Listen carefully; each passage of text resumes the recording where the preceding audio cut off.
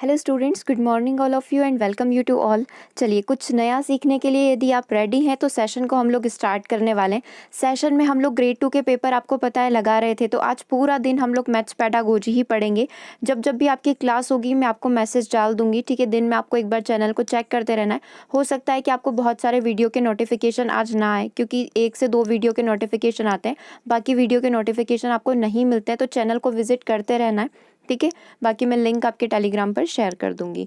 चलिए, तो अब हम लोग यहाँ पर मैथ्स पेडागोजी को स्टार्ट करते हैं, क्योंकि समय बहुत कम है और बहुत ज़्यादा हम लोगों को पढ़ना है।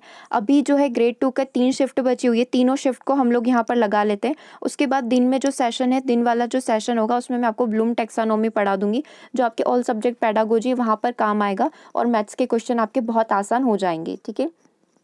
देखो, मैथ्स यहाँ से स्टार्ट होती है, हम लोग पेडागोजी को निकाल लेते हैं बीच बीच में से। ये रहा, गणितीय अवधारणा के छोटे हिस्सों में तोड़ना। आप कोई भी मैथमेटिकल कॉन्सेप्ट करते हो, उसको छोटे छोटे टुकड़ों में बांटकर पढ़ते हो, तो वो क्या सिंथेसिस कहलाता है, वो विश्लेषण कहलाता है, वो इंडक्टिव कहलाता है, या फिर वो डिडक्टिव कहलाता है।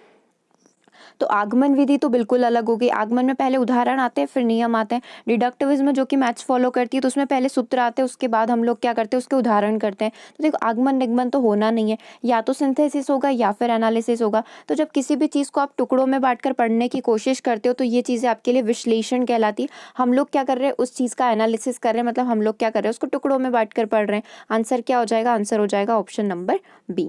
आंसर क्या हो गया? आंसर हो गया हमारा ऑप्शन नंबर बी। अगले क्वेश्चन की बात करते हैं। अगला क्वेश्चन क्या बोल रहा है,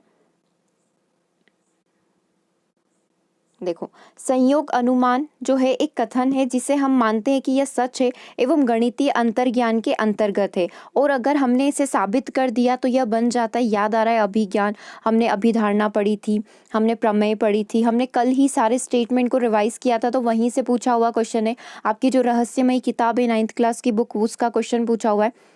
संयोग अनुमान एक कथन होता है जिसको हम मानते हैं कि हाँ वो सच है और गणितीय अंतर्ज्ञान के ऊपर आधारित होता है, और अगर हमने इसको साबित कर दिया, अगर हमने इसको प्रूव कर दिया, तो वो क्या बन जाएगी? वो एक थ्योरम बन जाएगी।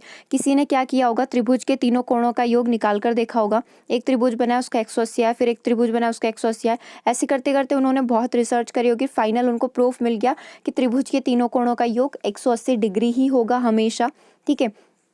तो यहाँ पर क्या हो गया, उन्होंने चतुर्भुज बनाकर भी उसमें त्रिभुज बनाकर देखे होंगे। तो जब वो चीज़ साबित कर पाए, तो वो क्या बन गई? वो एक थ्योरम बन गई। और हम लोग क्या करते हैं, उसको हमेशा सत्य मानते हैं, उसकी उत्पत्ति करते हैं, ठीक है। तो ये थ्योरम बन जाती है, क्योंकि इसको साबित कर दिया जा चुका है, ठीक है। अंतर्ज्ञान पर आधारित था, लेकिन उसको हमने साबित कर दिया, तो वो क्या बन जाएगी? वो हमारी प्रमेय यहाँ पर बन जाएगी। आंसर क्या हो जाएगा? आंसर हो जाएगा option number C. Amicable number की खोज किसके द्वारा की गई है? यूक्लिड के द्वारा, थेल्स के द्वारा, पाइथागोरस के द्वारा, प्लेटो के द्वारा। थेल्स के शिष्य थे पाइथागोरस। प्लेटो ने बोला था कि जिसको भी ज्यामिति नहीं आती वो मेरे स्कूल में प्रवेश ना करे, इस प्रकार का उनका कथन था। यूक्लिड हमारे ज्यामिति से कनेक्टेड है, ठीक है। ये जो हम प्रमेय वगैरह पढ़ रहे हैं, इनकी डेफिनेशन जो है, अभिधारणा, अभिकल्पना, उत्पत्ति, ये सारी यूक्लिड ने अपनी थ्योरी में बताई हुई है। लेकिन हमसे पूछा है एमिकेबल नंबर की खोज किसके द्वारा की गई है। एमिकेबल नंबर की खोज जो है, एक अजीब से नंबर होते हैं, इनकी खोज जो है पाइथागोरस के द्वारा की गई है। एक मिस्ट्रियस नंबर आप बोल सकते हो, जिसकी थ्योरी भी मतलब वो है कि ऐसा आखिर हो कैसे सकता है, ठीक है। अभी अपन ज़्यादा डिस्कस नहीं करेंगे, क्योंकि बहुत कैलकुलेशन इसमें लग जाएगी। एक आधो एमिकेबल नंबर के बारे में मैं बता देती हूँ। 220 और 282 जो है, 284, ठीक है। 220 और 284 जो होते हैं हमारे एमिकेबल नंबर होते हैं। कभी नाइट में हम लोग अभी टॉपिक डिस्कस कर रहे हैं, उसके साथ साथ मैं आपको एक बार एमिकेबल नंबर की भी क्लास ले लेंगे, उसमें मैं बता दूंगी कि आखिर इनकी वैल्यू कैसे निकाली जाती है। इस तरीके से 1184 और 1250 भी हमारे एक प्रकार के एमिकेबल नंबर होते हैं। होता क्या है इसके अंदर सॉरी, जैसे कि आप 220 के फैक्टर यहाँ पर निकालोगे, ठीक है। आई नो आप बहुत ज़्यादा उत्सुक है नई चीज़ों को सीखने के लिए, लेकिन ये बहुत ज़्यादा लेंदी पड़ जाएगा। जब आप 220 के फैक्टर निकालोगे, तो आप जितने भी फैक्टर निकालोगे ना, क्योंकि मैंने क्या बोला, 220 और 284 एक एमिकेबल नंबर होता है। तो 220 के आप जब इस तरीके से इसका फैक्टर निकालोगे, तो इस 220 को छोड़कर यदि आप सारे नंबर को जोड़ते हो, तो आपका आंसर 284 आ जाएगा। जब आप 284 के इस तरीके से डिविजर्स निकालते हो, 2 से भाग जा रहा है, 2 चौक 8, फिर 2 दूना 4, फिर 2 से भाग जा रहा है, तो ये जितने भी फैक्टर है इन सबको जोड़ोगे तो आपका आंसर 220 आ जाएगा। तो 220 और 284 एक दूसरे के लिए क्या है? एमिकेबल नंबर यहाँ पर कहलाएंगे। तो ये एक मिस्टीरियस नंबर होते हैं, इनकी खोज पाइथागोरस के द्वारा की गई है। आंसर क्या हो जाएगा? आंसर हो जाएगा ऑप्शन नंबर सी। ऐसे कुछ नंबर हैं 10 से 12 नंबर आप बोल सकते हो, ऐसे पेयर में होते हैं जो एमिकेबल नंबर यहाँ पर कहलाते हैं। अगले क्वेश्चन की बात करते हैं। अगला क्वेश्चन क्या बोल रहा है, जल्दी से अगला क्वेश्चन हमारी स्क्रीन पर आ जाए। चलिए क्वेश्चन नंबर 30 करिए। गणित के अंतर्गत साइकोमोटर गतिविधियां किससे संबंधित होती है? जहां पर साइकोमोटर गतिविधियां हो रही है, ठीक है, जहां पर बच्चा कुछ सीख रहा है मोटर स्किल के थ्रू, तो वो किससे कनेक्टेड होती है? उपरोक्त तो सभी पहला ही ऑप्शन है। रेखांकन ड्राइंग से कनेक्टेड होती है, मैन्युपुलेटिंग करने से होती है, मैन्युपुलेशन से होती है, या फिर मॉडल निर्माण से होती है।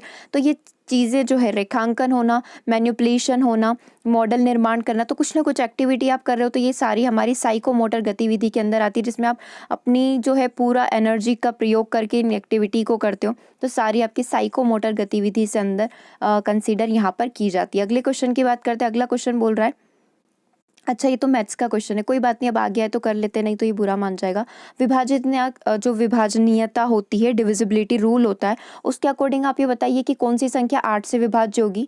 8 से विभाज्य होगी तो एक सीधा सादा सा रूल होता है, 2, 4 और 8 से विभाज्य होने वाला। 2 से विभाज्य होगी तो आप लास्ट संख्या को 2 से विभाजित करके देख लो, लास्ट नंबर को, जैसे 6, 8, 3, 2, 4 है, तो अगर लास्ट डिजिट को आपने यहाँ पर लिख लिया है, ये लास्ट डिजिट आपने यहाँ पर लिख ली, अगर ये 2 से भाग इसका जा रहा है, मतलब कि ये 2 से तो डिवाइड है, ठीक है, तो 4 का भाग जा रहा है, मतलब ये 2 से डिवाइड है, लेकिन हमसे 8 से पूछा है। 0, ठीक है, ये भी 2 से डिवाइड होगी, ठीक है, 2, ये भी 2 से डिवाइड होगी, और 6 का भी भाग 2 से चला जाता है, मतलब ये भी 2 से डिवाइड यहाँ पर होगी। 4 की बात करते हैं तो 4 में क्या होता है, लास्ट की 2 डिजिट जो है वो 4 से भाग चली जानी चाहिए, तो 24 को आप 4 से भाग लगा लो, तो ये 4 से विभाज्य। 80 का भाग 4 में जा रहा है क्या, तो ये भी 4 से विभाज्य। लास्ट की 2 डिजिट क्या है, 12, 12 का 4 में भाग जा रहा है क्या, तो ये भी 4 से विभाज्य। और 36 है ना, इसके लास्ट के 2 नंबर क्या है, 36, इसका भी 4 से भाग जा रहा है, तो 4 नम 36, तो ये भी 4 से विभाज्य। हमसे क्या पूछा था, 8 से विभाज्य, तो हमने 2 में देखा कि लास्ट की 1 डिजिट को काउंट किया जाता है 2 के अंदर, और 4 के अंदर क्या किया जाता है, लास्ट की 2 डिजिट जो है उसको काउंट किया जाता है। तो 8 के अंदर क्या करेंगे, लास्ट की 3 डिजिट को काउंट करेंगे। 16 के अंदर क्या करेंगे, लास्ट की जो 4 डिजिट है उसको हम लोग काउंट करते हैं। अभी कुछ नहीं करना है, लास्ट की 3 डिजिट को लिख लो और उससे भाग लगा कर देख लो। 8 चौक 32 और भाग नहीं गया उसकी 0, मतलब कंप्लीटली डिविजिबल नहीं है, पूर्णतः भाग नहीं जा रहा है, मतलब पहला ऑप्शन गलत हो गया। लास्ट के 3 डिजिट लिख लो, क्योंकि 8 है तो 3 डिजिट लिखेंगे। इसको भी 8 से भाग लगा कर देखोगे, भाग नहीं जाएगा। 8 नम 72 होता है, फिर वापस से कुछ पॉइंट में आएगा, तो इससे भी भाग नहीं जा रहा है। 612 लगा लो, 8 5 40, 8 6 48, 8 7 56, 5 बजे 52 8 के पहाड़े में नहीं आता है, मतलब कुछ पॉइंट वगैरह लगाना पड़ेगा इस तरीके से। तो तीसरा भी गलत है, मतलब लास्ट वाला ही सही होना है, फिर भी करके देख लेते हैं। देखो 8 से भाग लगाएंगे, 8 एकम 8, 9 10 11 12 13, 5 बजे और 8 ही 7 ही क्या होता है, 56 होता है, तो टोटल 17 वैल्यू आ गई, मतलब इसका 8 में पूरा भाग जा रहा है। तो 37136 हमारा किससे डिवाइडेबल है, किससे डिविजिबल हो जाएगा, 8 से विभाजनीय ये हो जाएगा। इसी तरीके से आप 16 का लगाओगे तो लास्ट के 4 अंक देख लेना, 32 का लगाओगे तो आखिरी के 5 अंकों का भाग लगाकर देख लेना। पूरा लगाने की जरूरत नहीं, ट्रिक के थ्रू आप इस क्वेश्चन को सॉल्व कर सकते हो, ठीक है। अगले की बात करते हैं, ब्लूम टैक्सोनॉमी के वर्गीकरण के शब्द में संश्लेषण का मीनिंग क्या होता है। आपसे क्या पूछा गया है कि इसमें जो संश्लेषण शब्द का प्रयोग करते हो, इस संश्लेषण का मीनिंग क्या होता है। विश्लेषण के रूप में इसको संशोधित किया गया, रिवाइज्ड किया गया, या फिर मूल्यांकन के रूप में इसको रिवाइज किया गया, इसको निर्माण करने के रूप में रिवाइज किया गया है, या फिर इसको जो है लागू करना, अप्लाई करने के रूप में इसका जो एक अपडेटेड वर्जन आया था, तो किस तरीके से इसको चेंज किया गया। तो इसको चेंज किया गया यहाँ पर क्रिएट करने के रूप में। जो लास्ट वाला पूरी ब्लूम की आप टैक्सोनॉमी बनाओगे, यहाँ पर जो आपका संश्लेषण रहता है, सिंथेसिस जो रहता है, उसको चेंज करके क्या कर दिया गया था, बाद में 2000 के आसपास ही किया गया, बहुत पुराना नहीं है, 2000 के आसपास उसको चेंज करके क्रिएट कर दिया गया था। दिन में 2 बजे वाला जो सेशन होगा उसमें हम लोग पूरी ब्लूम की टैक्सोनॉमी कर लेंगे, उसका न्यू वर्जन जो है, उसका पुराना वर्जन जो है उसको डिस्कस कर लेंगे, ठीक है। तो क्रिएट करना उसका 7th नंबर का पॉइंट था, पहले 6 थे और फिर उसको 2 में कन्वर्ट करके उसको 7th बना दिया। इस तरीके से पूरा अपन लोग डिस्कस कर लेंगे उसको, ठीक है। आगे बात करते हैं, मैथ्स को स्किप कर दो। गणित विज्ञानों की रानी है और संख्या सिद्धांत जो है गणित की रानी है, यह कथन किसके द्वारा किया गया। ये एक बार अपन ने किया भी था जब अपन ने मॉक टेस्ट लगाया था, 10-10 क्वेश्चन हर एक पेडागोजी के किए थे, तो ये कथन गॉस के द्वारा दिया गया। इन्होंने क्या बोला था, विज्ञान की रानी कौन है, मतलब विज्ञान के ऊपर किसकी कमांड है, गणित की है, ठीक है। विज्ञान जो है बिना गणित के पॉसिबल नहीं है, और गणित पर किसकी कमांड है, संख्या की। तो इस प्रकार का जो स्टेटमेंट है कि गणित विज्ञान की रानी है और संख्या सिद्धांत जो है वो कि गणित की रानी है। तो सबसे ऊपर क्या आएगा, नंबर थ्योरी, उसके बाद उससे बनेगी गणित, और यदि आपको गणित आती है तो उससे बन जाएगी आपकी विज्ञान। बहुत आसान। आंसर क्या हो जाएगा, गॉस थ्योरी। ठीक है, अगले क्वेश्चन की बात करते हैं। अगला क्वेश्चन देख लेते हैं। अगला क्वेश्चन और है इसके अंदर, देखो, तत्काल उद्देश्य किस चीज के अंतर्गत वर्णित होता है? भावात्मक पक्ष, संयोजी पक्ष, एल्टीट्यूड पक्ष, उच्चत्व पक्ष या फिर संज्ञानात्मक पक्ष। तत्काल उद्देश्य इमीडिएटली आपको ऑब्जेक्टिव आपका मिल जाता है, तो ये भी आपका ब्लूम टैक्सोनॉमी से पूछा जा रहा है। इसको भी हम लोग डिस्कस करेंगे कि आपके कॉग्निटिव डोमेन के अंदर आता है। हम लोग नहीं बोलते कॉग्निटिव डोमेन में कि समस्या का समाधान आपको अचानक से मिल जाता है, तो तत्काल उद्देश्य की प्राप्ति आपको कहाँ से हो जाती है, कॉग्निटिव डोमेन से हो जाती है। आंसर क्या हो जाएगा, आंसर हो जाएगा ऑप्शन नंबर डी। अगले क्वेश्चन की बात करते हैं। अगला क्वेश्चन यहाँ पर क्या बोल रहा है, वास्तव में अनुभव करने या शारीरिक गतिविधियों से सीखते हैं। आप शारीरिक गतिविधियां कर रहे हो तो कैसे सीखोगे? काइनेस्थेटिक लर्नर से, गतिपरक शिक्षार्थी, श्रवणात्मक शिक्षार्थी, अनुक्रमिक शिक्षार्थी या फिर दृष्टिक शिक्षार्थी। तो वास्तव में अनुभव करने या शारीरिक गतिविधियों को आप कैसे सीखते हो? काइनेस्थेटिक लर्नर के रूप में सीखते हो। काइनेस्थेटिक लर्नर क्या है, कुछ ना कुछ काइनेस्थेटिक एक्टिविटी करेगा। काइनेस्थेटिक एक्टिविटी कैसे करेगा, जैसे कि वो रेस जो है, रेस का जो मैदान है वहाँ पर दौड़ रहा है, तो वो सारी एक्टिविटी गतिपरक शिक्षार्थी काइनेस्थेटिक लर्नर के रूप में काउंट यहाँ पर की जाती है। ठीक है, वर्ग व्रत को छोड़ देते हैं। 300 ईसा पूर्व के दौरान महान स्कूल अलेक्जेंड्रिया का निर्माण किसने किया था? महान स्कूल अलेक्जेंड्रिया जो है बिफोर 300 क्रिस्ट जो आया था, इसका निर्माण किसके द्वारा किया गया था? यूक्लिड, सिकंदर महान, पाइथागोरस या फिर अरस्तु। ये क्वेश्चन भी अपन ने जो पेडागोजी के 60 क्वेश्चन किए थे उसके अंदर किया था, सिकंदर महान के द्वारा किया गया है। ठीक है, चलिए, मैंने आपको बहुत समय पहले ही अलर्ट कर दिया था कि आपके मैथ्स की पेडागोजी बहुत हार्ड आने वाली है, इसीलिए हम लोग वो सेशन किए थे कि आपको पता चल जाए कि हर एक सब्जेक्ट की पेडागोजी किस तरीके की आती है। जब शिक्षार्थी अपनी परिभाषा, अवधारणा और सिद्धांत स्वयं बनाते हैं तो वो क्या बनाते हैं? जब शिक्षार्थी अपनी खुद की डेफिनेशन बना रहा है, खुद के कॉन्सेप्ट बना रहा है, तो ये चीज़ें क्या कहलाती है? परिशुद्धता, सामान्यीकरण करना, यथार्थता करना या फिर बारंबारता करना। तो ये चीज़ें क्या कहलाएगी? ये चीज़ें जनरलाइजेशन कहलाता है। ठीक है, हर्बर्ट का पंचपति उपागम देख लो, कहीं पर भी देख लो, या फिर आप मूल्यांकन का जो है एक मॉडल देख लो, उसमें बताया जाता है कि ये चीज़ें क्या कहलाती है। जहाँ पर बच्चा खुद के कॉन्सेप्ट बनाता है, उसको आगे बढ़ाने की कोशिश करता है, तो ये सारी चीज़ें जनरलाइजेशन के अंदर कंसीडर की जाती है। आंसर क्या हो जाएगा? आंसर हो जाएगा आपका ऑप्शन नंबर बी। अगले क्वेश्चन की बात करते हैं। अगला क्वेश्चन आप कर लोगे। एक विषम को ज्ञात करना है, त्रिज्या, जीवा, त्रिभुज और बिंदु। तो एक पॉइंट से इन सब चीज़ों का निर्माण होता है, तो बिंदु यहाँ पर अलग है। यदि आप यूक्लिड की थ्योरी लगाकर भी देखोगे तो यूक्लिड की थ्योरी में कुछ उन्होंने पारिभाषित और अपरिभाषित तब शब्द बताए थे, तो पॉइंट उनमें से अपरिभाषित है, लेकिन बाकी सब यहाँ पर पारिभाषित है। तो कोई भी कॉन्सेप्ट आप लगाओगे आपका आंसर यहाँ पर आ ही जाएगा। अगला क्वेश्चन देखो, बच्चे की गिनने की क्षमता की प्राथमिक शर्त क्या होती है? बच्चा जो है नंबर्स को काउंट करता है, उसकी प्राथमिक शर्त क्या होती है? नन ऑफ दिस, पहला ही ऑप्शन नन ऑफ दिस है, चाहो तो लगा सकते हो। दूसरा पढ़ो, स्थान मान अवधारणा में प्रवाह हो, मतलब वो जो प्लेस वैल्यू को जब काउंट करे, हम इकाई का मान, स्थान मान देखते हैं, तो उसको अच्छे से समझे, फ्लुएंसी के साथ पढ़े। संख्या लेखन में प्रवाह हो, राइटिंग नंबर्स में प्रवाह हो, या फिर संख्या शब्द अनुक्रम के साथ प्रवाह हो, मतलब कि एक फ्लुएंसी बन जाए 1 2 3 4 5 6 7 8 9 10 बोलने में, तो वर्ड सीक्वेंस बच्चे को आता हो। तो बच्चे की गिनती कब अच्छी होगी? जब वो एक फ्लुएंसी लेकर आएगा शब्दों को बोलने में। 1 2 3 4 5, 1 2 3 4 5 6। ठीक है, तो फ्लुएंसी होना चाहिए। आंसर क्या हो जाएगा? संख्या शब्द अनुक्रम के साथ प्रवाह में हो। आंसर क्या हो जाएगा? आंसर हो जाएगा ऑप्शन नंबर डी। अगले क्वेश्चन की बात करें, पाठ्यचर्या एक कलाकार शिक्षक के हाथ में एक उपकरण है जो उसके स्टूडियो में उसके आदर्श के अनुसार उसकी सामग्री को ढालने के लिए होता है। यह कथन कौन दिए हैं? पाठ्यचर्या एक कलाकार शिक्षक के हाथ में एक उपकरण है, मतलब टीचर के पास क्या होती है? पाठ्यचर्या होती है, जो उसके स्टूडियो का मीन्स क्या हो जाएगा? विद्यालय में हो जाएगा, जो उसके आदर्शों के अनुसार उनकी सामग्री को ढालने के लिए किया जाता है। मतलब पाठ्यचर्या से बच्चों को जैसा आप चाहो वैसा बना सकते हो। ये कथन किसका है? कनिंगम का है, एच रॉबर्ट बेक का है, डेरेक रॉन्ट्री का है या फिर डब्ल्यू वॉल्टर कुक का है? तो ये कथन कनिंगम के द्वारा दिया गया है। कनिंगम ने पाठ्यचर्या से रिलेटेड बहुत सारे स्टेटमेंट दिए। आंसर आपका क्या हो जाएगा? आंसर आपका हो जाना चाहिए कनिंगम। वैसे ये डेफिनेशन मैंने ग्रेड 1 की एक एग्ज़ाम में पढ़ी थी।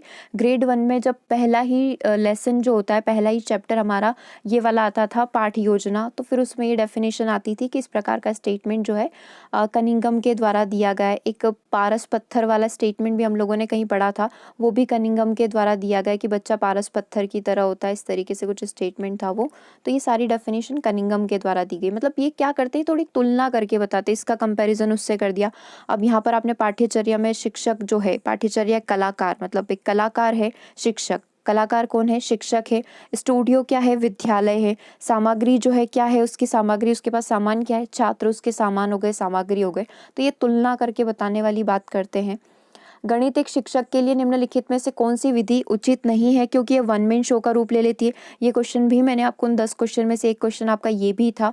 तो गणित के शिक्षक के लिए निम्नलिखित में से कौन सी विधि उचित नहीं है, क्योंकि ये वन मैन शो का रूप ले लेती है। तो वन मैन शो क्या है, टीचर पढ़ाता जा रहा है और बच्चे निष्क्रिय एक पैसिव लर्नर के रूप में सुनते जा रहे हैं। क्या ये व्याख्यान विधि हो सकती है, अनुमानी विधि हो सकती है, परियोजना विधि हो सकती है, या फिर प्रयोगशाला विधि हो सकती है। तो आपको पता है ये कौन सी विधि होगी, ये हमारी व्याख्यान विधि यहाँ पर कहलाएगी, क्योंकि व्याख्यान विधि में बच्चे सुनते रहते हो, टीचर पढ़ाता रहता है, अब टीचर क्या पढ़ा रहा है पता नहीं।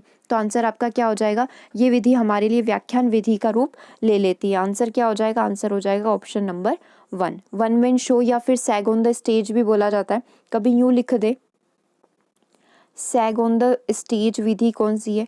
तो आप यूं मानकर चलो कि टीचर यहाँ पर पढ़ाए जा रहे हो, बच्चे जो है पैसिव लर्नर के रूप में सुने जा रहे हैं। तो ये सारी विधि जो है वन मैन शो का रूप ले लेती है। तो ये व्याख्यान विधि भी इस प्रकार का एक उदाहरण आप मान सकते हो। क्लियर है। चलो आगे बढ़ते। भारतीय सांख्यिकी के जनक कौन है, पर्टिकुलर इंडियन स्टैटिस्टिक्स जो इसके जनक किसको माना जाता है, गॉस को, एसपी गुप्ता को, पीसी महालनोबिस को, या फिर फिशर को। तो आंसर आपका हो जाना चाहिए पीसी महालनोबिस को है भारतीय सांख्यिकी के जनक यहाँ पर माना जाता है। कितने नए शब्द सीखे, एक तो हमने कनिंगम का सीखा जो तुलना करके बता रहे थे, एक पीसी महालनोबिस का सीखा जो भारतीय सांख्यिकी के जनक है, एक हमने गॉस का नाम देखा था जो उन्होंने कंपेयर करके बताया था। कंपेयर तो क्या, वो बताया था कि जो विज्ञान के ऊपर गणित है और गणित के ऊपर जो है नंबर सिस्टम है, तो ये इसकी रानी है, ये इसकी रानी है, आप कन्वर्ट कर सकते हैं। तो ये 3 से 4 नई चीज़ें जो है आपको इस पॉइंट में सीखने को मिली, इस पेपर में सीखने को मिली है।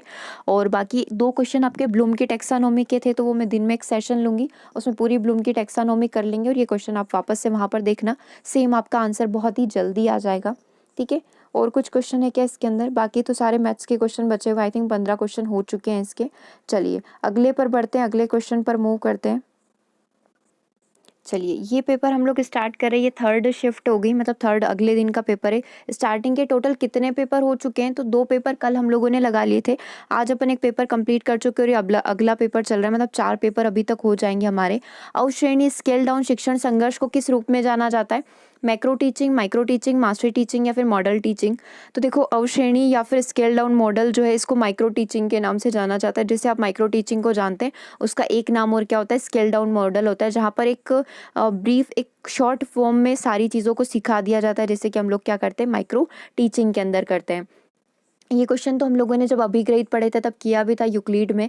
स्वयं सिद्ध विशिष्ट से की ओर जाने की अवधारणा है, तो स्वयं सिद्ध विशिष्ट से ज्यामिति की अवधारणा है। स्वयं सिद्ध क्या होते हैं, पोस्टुलेट्स क्या होते हैं, स्वयं सिद्ध होते हैं, पहले से वो सिद्ध होते हैं, उनको सिद्ध करने की आवश्यकता नहीं होती है, उनको देखकर हम कुछ और चीज़ों को सिद्ध कर सकते हैं। तो पोस्टुलेट्स क्या होते हैं, पोस्टुलेट्स जो होते हैं ज्यामिति की अवधारणा है, किसके द्वारा दी गई है, यूक्लिड के द्वारा।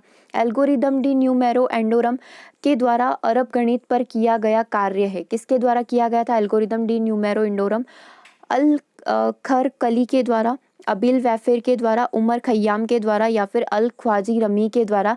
आंसर क्या हो जाएगा हमारा, अल ख्वाजी रमी। अल ख्वाजी रमी ने इस बुक को दिया था। ये भी आपका जो रहस्यमयी किताब थी उस किताब का ही क्वेश्चन है। जो क्वेश्चन नंबर 25 आपने देखा और क्वेश्चन नंबर 26 आपने देखा, दोनों ही 9th क्लास की बुक में पूछ रखे क्वेश्चन है। अगले क्वेश्चन को देखो, 2 साल के बच्चे की क्षमता जो भोजन का उपयोग करने के लिए फिट होने पर अधिक और कम चीज़ों के बीच में अंतर करने में सक्षम है, ये क्या है, उसके संकेतों की पहचान है, नोटेशन है उसके, या फिर वो नंबर की पहचान कर पा रहा है, संकेतन की पहचान कर पा रहा है। ठीक है। अच्छा, संकेतन की समझ और संकेतक की पहचान दोनों अलग है, अंडरस्टैंडिंग और रिकॉग्निशन करना, या फिर सहज संख्या बोध होना। देखो 2 साल के बच्चों को क्या संख्या की समझ होगी, ठीक है, तो अपन इसको क्या बोल सकते हैं, इसको अपन बोल सकते हैं इनेट नंबर सेंस, क्योंकि उसने थोड़ा बहुत जो अपने घर वालों से या अपने आसपास के इन्वायरमेंट से सीख लिया है, तो ये सहज संख्या बोध कहलाएगी।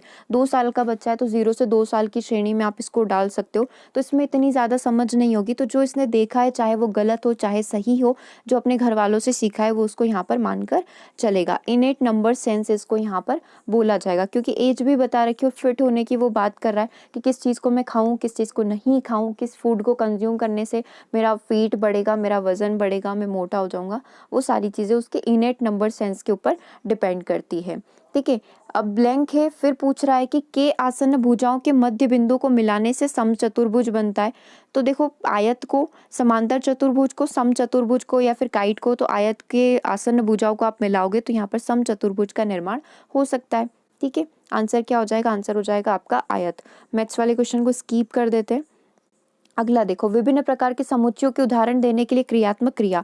आप बहुत सारे, क्या ये चीज़ क्या कहलाएगी, मतलब क्रियात्मक क्रिया जो है क्या कहलाएगी? यहाँ पर एक्शन वर्ब आप इंग्लिश में पढ़ लो तो थोड़ा आसान हो जाएगा समझने में। The action verb for giving example of different type of sets. आपके पास बहुत अलग अलग प्रकार के सेट है, जैसे कि अभी अपन एमिकेबल नंबर पढ़ रहे थे तो उसमें बहुत सारे सेट आपको मिलेंगे। एक 220 का मिलेगा, 284 का मिलेगा, फिर आपको एक सेट और मिलेगा ऐसा कैसे 1184 का और 1210 का। तो इन समुच्चयों को आप एक्सप्लेन कर रहे हो, समझाने की कोशिश कर रहे हो, तो ये क्या क्लासिफाइंग कहलाएगा, कंपेयर करना कहलाएगा, डिफरेंशिएशन मतलब एक विभेदन करना कहलाएगा, या फिर इनको सूचीकरण करना कहलाएगा?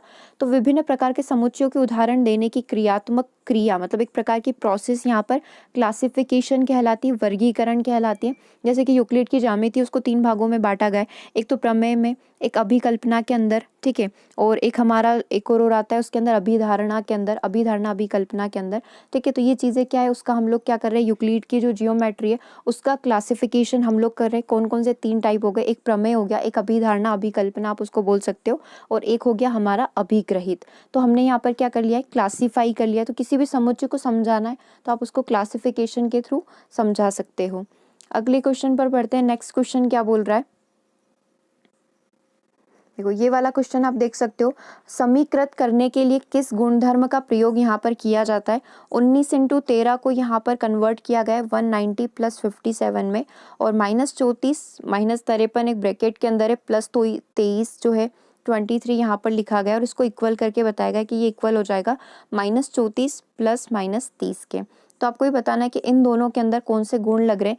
पहला वाला जो कन्वर्ट किया है वो वितरण का गुण है, ठीक है, वितरणात्मक गुण, डिस्ट्रीब्यूटिव प्रॉपर्टी आप इसको बोल सकते हो। और दूसरा वाला जो है, क्योंकि हमने देखा था कि यहाँ पर इसमें क्या होता है, साहचर्य में क्या होता है, एक डिस्ट्रीब्यूशन चीज़ें वाली हो जाती है, मतलब